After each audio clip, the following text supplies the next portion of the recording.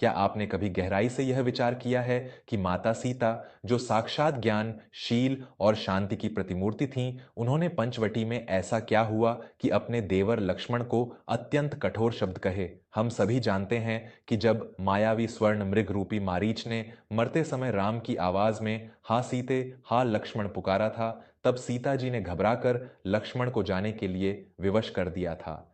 लेकिन एक बात सोचिए, क्या जगत जननी माता सीता, जो जानती थीं कि उनके पति श्री राम साक्षात नारायण हैं और इस पूरे ब्रह्मांड में कोई उनका बाल भी बांका नहीं कर सकता, क्या वे केवल एक मायावी पुकार से इतना विचलित हो सकती थीं? आखिर क्यों उन्होंने लक्ष्मण को अपने से दूर किया, जिसके कारण रावण को सीता हरण का अवसर मिल गया? आज मैं आपके सामने रामायण के पन्नों में और लोक कथाओं के गहरे सागर में छिपी एक ऐसी भावुक और हृदय विदारक सच्चाई लेकर आया हूं, जिसे सुनकर आपके रोंगटे खदड़े हो जाएंगे। यह एक ऐसी कथा है जो बताती है कि एक पिता का पुत्र मोह कैसे नियति के सबसे बद्धे और भयंकर चक्र को जन्म दे सकता है। नमस्कार, मैं हूं आपका अपना विवेक वर्मा, और वर्मा स्टोरीज की आज की इस विशेष और मर्मस्पर्शी प्रस्तुति में आपका स्वागत है। आज हम चलेंगे त्रेता युग की उस अंधकारमयी रात में, जब अयोध्या के राजमहल में केवल सन्नाटा और रुदन गूंज रहा था। यह वह रात थी जब महाराज दशरथ ने अपने पुत्र मोह में एक ऐसा कदम उठाया जिसने अनजाने में ही सीता हरण की पूरी भूमिका लिख दी थी। तो आइए इस रहस्यमयी और रुला देने वाली कथा का आरंभ करते हैं।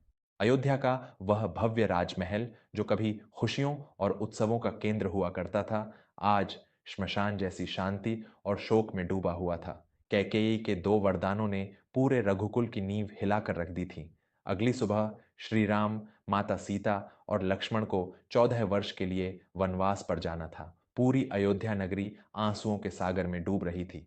लेकिन सबसे दयनीय और हृदय विदारक स्थिति थी चक्रवर्ती सम्राट महाराज दशरथ की। अपने सबसे प्रिय पुत्र राम को वनवास भेजने के विचार मात्र से उनका हृदय फटा जा रहा था। वे अपने कक्ष में शैया पर पड्डे डिहे थे। उनके प्राण कंठ में अटके हुए थे और आंखों से आंसुओं की अविरल धारा बह रही थी। उनका शरीर कांप रहा था और बार बार उनके मुख से केवल एक ही शब्द निकल रहा था, राम। आधी रात का समय हो चुका था। राम, सीता और लक्ष्मण वन जाने की तैयारियों में लगे हुए थे और अपने राजसी वस्त्रों का त्याग कर वल्कल वस्त्र धारण कर रहे थे। उसी समय महाराज दशरथ के सबसे विश्वस्त मंत्री सुमंत्र अत्यंत दुखी मन से माता सीता के कक्ष में आए। उन्होंने हाथ जोड़कर भरे हुए गले से कहा, हे पुत्री, महाराज दशरथ की दशा अत्यंत चिंताजनक है। वे प्राण त्यागने से पूर्व केवल एक बार आपसे एकांत में भेंट करना चाहते हैं। उन्होंने आपको तुरंत अपने कक्ष में बुलवाया है। सीता जी, जिनका हृदय अपने ससुर की यह दशा देखकर पहले ही छलनी हो रहा था, तुरंत सुमंत्र जी के साथ महाराज दशरथ के कक्ष की ओर चल पड़ीं। जब सीता जी ने कक्ष में प्रवेश किया तो वहां का दृश्य अत्यंत मार्मिक था। जो राजा कभी अपने शौर्य से तीनों लोगों को कंपा देता था, वह आज एक असहाय पिता के रूप में अपनी शैया पर पडदा सिसक रहा था। सीता जी ने धीरे से जाकर महाराज दशरथ के चरण स्पर्श किए। अपने चरणों में सीता का स्पर्श पाकर दशरथ जी ने अपनी सूजी हुई आंखें खोलीं। उनके सामने वैदेही खद्दी थीं, जिन्होंने राजसी आभूषणों का त्याग कर दिया था और तपस्विनी का वेश धारण कर लिया था। यह देखकर दशरथ जी का हृदय एक बार फिर हाहाकार कर उठा। उन्होंने कांपते हुए हाथों से सीता जी के सिर पर हाथ रखा और अत्यंत क्षीण, रुंधे हुए स्वर में बोले, पुत्री सीते, मुझे क्षमा कर दो। मेरे ही कारण आज तुम्हें यह कठोर वनवास भोगना पड्डडी एच रहा है। जिस कन्या को मैंने अपनी पुत्री से भी अधिक प्रेम दिया, आज उसी को मैं वन के कांटों पर चलने के लिए विवश कर रहा हूं। मेरा यह पाप मुझे कभी मोक्ष नहीं लेने देगा। सीता जी की आंखों से भी अश्रु छलक पड़े। उन्होंने अत्यंत मधुर और शांत स्वर में कहा, पिताजी, आप ऐसा क्यों कह रहे हैं? इसमें आपका कोई दोष नहीं है। यह तो नियति का खेल है और रघुकुल की मर्यादा है। प्राण जाए पर वचन न जाए। मैं तो अत्यंत सौभाग्यशाली हूं कि मुझे वन में अपने पति की सेवा करने का अवसर प्राप्त हो रहा है। आप तनिक भी चिंता न करें। लेकिन दशरथ जी के मन की पीड़ा कुछ और ही थी। उनका पुत्र मोह उनके विवेक पर हावी हो रहा था। उन्होंने अपने शैया से थोड़ा उठने का प्रयास किया और सीता जी का हाथ अपने हाथों में लेकर कहा, पुत्री, वन का जीवन बहुत भयानक होता है। वहां पग पग पर मृत्यु रूपी राक्षस और हिंसक पशु घात लगाए बैठे रहते हैं। मेरा राम अत्यंत कोमल है। उसने आज तक कभी राजमहल के बाहर का कठोर जीवन नहीं देखा। उसका स्वभाव बहुत ही सीधा और छल कपट से रहित है। मुझे हर पल यह भय सता रहा है कि वन में मायावी राक्षस मेरे राम के साथ कोई छल न कर लें। सीता जी ने उन्हें सांत्वना देते हुए कहा, आप भयभीत न हो पिताजी। जहां आर्यपुत्र राम हैं वहां कोई भी संकट ठहर नहीं सकता। और फिर भ्राता लक्ष्मण भी तो एक परछाई की भांति उनके साथ जा रहे हैं। दशरथ जी की आंखों में एक अजीब सी व्याकुलता और हताशा थी। उन्होंने एक मरते हुए पिता की अंतिम पुकार के रूप में सीता जी से कहा, पुत्री सीते, मुझे लक्ष्मण पर और राम की शूरवीरता पर कोई संदेह नहीं है, परंतु जब संकट आता है तो अच्छे अच्छों का विवेक काम नहीं करता।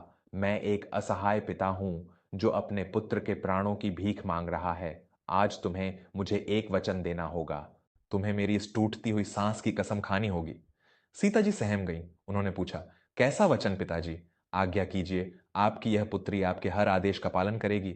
तब दशरथ जी ने वह बात कही जिसने भविष्य के इतिहास को पूरी तरह से बदल कर रख दिया। उन्होंने कहा, पुत्री, वन में राम की रक्षा का भार मैं तुम्हें सौंपता हूं।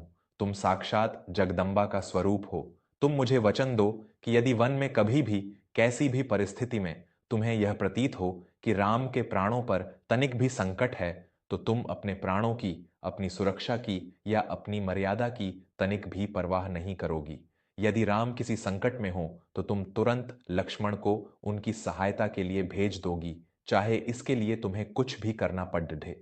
मेरी कसम खाकर कहो सीते कि तुम अपने पति के प्राणों की रक्षा के लिए अपनी स्वयं की सुरक्षा को भी दांव पर लगा दोगी और लक्ष्मण को कभी राम से दूर नहीं रोकोगी। दोस्तों, कल्पना कीजिए उस क्षण की। एक महान सम्राट अपनी मृत्यु शैया पर अपनी पुत्र वधू से अपने पुत्र के प्राणों की रक्षा का वचन मांग रहा था। दशरथ जी अपने पुत्र मोह में इतने अंधे हो चुके थे कि वे यह भूल गए कि वन के उस भयानक वातावरण में वे लक्ष्मण को राम के पास भेजकर अपनी ही पुत्रवधू सीता को पूरी तरह से असुरक्षित और अकेला छोड़ने का मार्ग प्रशस्त कर रहे हैं। सीता जी एक अत्यंत धर्मपरायण नारी थीं। वे अपने ससुर की अंतिम इच्छा को कैसे टाल सकती थीं? उन्होंने अपने हृदय पर पत्थर रखा और महाराज दशरथ के हाथों पर अपना हाथ रखकर दृढ़ता से कहा, पिताजी, मैं रघुकुल की इस मर्यादा और आपके इस वचन को अपने प्राणों से भी अधिक संभाल कर रखूंगी।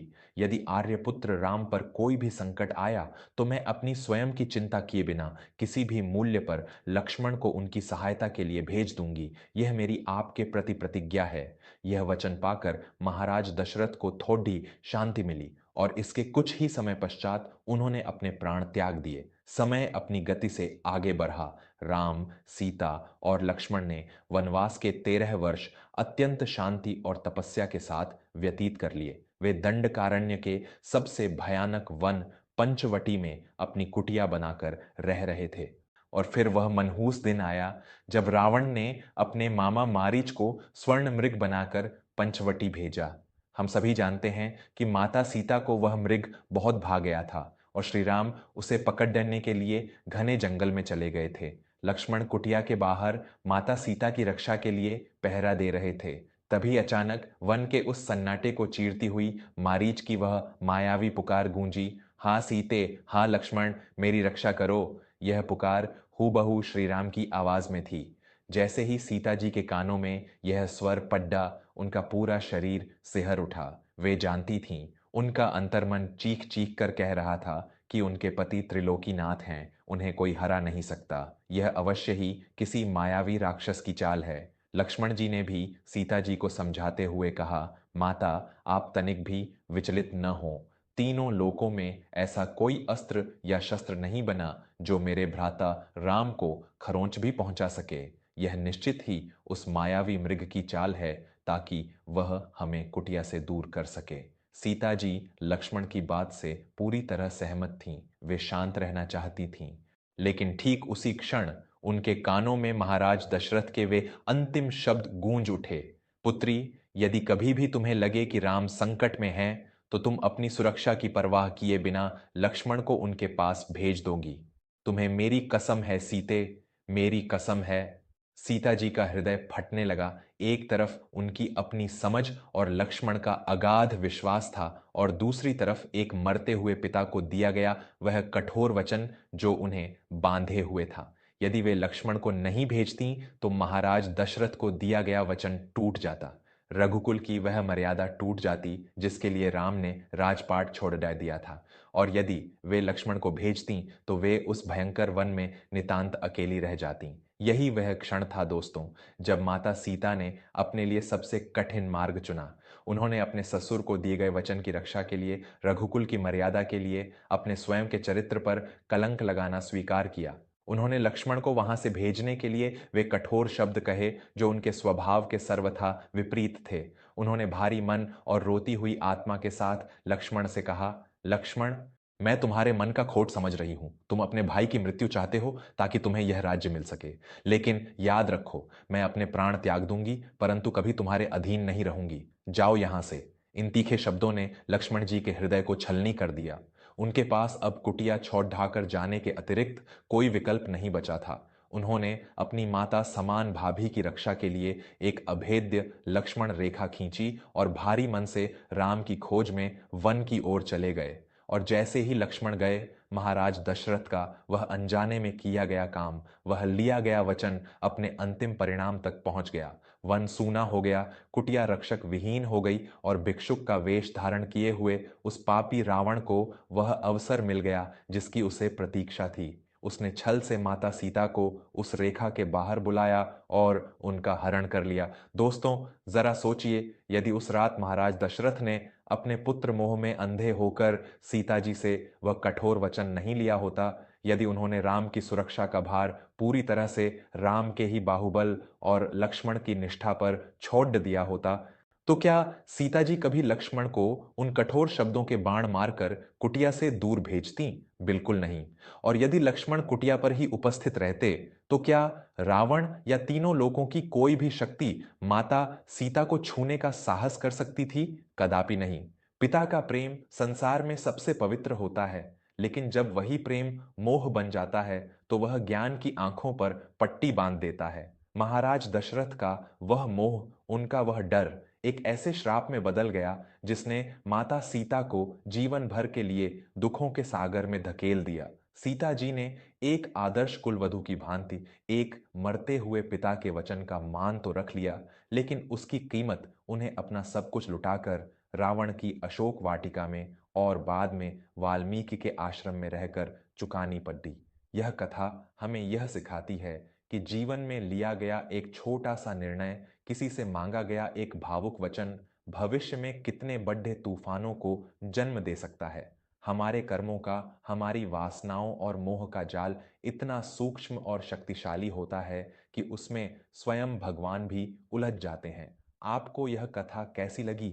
क्या आपने रामायण के इस अत्यंत भावुक और गुप्त पहलू के बारे में पहले कभी विचार किया था? आपके क्या विचार हैं? मुझे नीचे अपने विचारों के माध्यम से अवश्य बताएं। अगर आज की यह कथा आपके हृदय को छू गई हो तो इसे अपने परिवार के हर सदस्य के साथ अवश्य साझा करें, ताकि वे भी जान सकें कि माता सीता का त्याग कितना विशाल था। मैं आपका दोस्त विवेक वर्मा अब आपसे विदा लेता हूं। जल्द ही मिलूंगा एक और ऐसी ही अनसुनी, रहस्यमयी और दिल को झकझोर देने वाली कथा के साथ, केवल वर्मा स्टोरीज पर।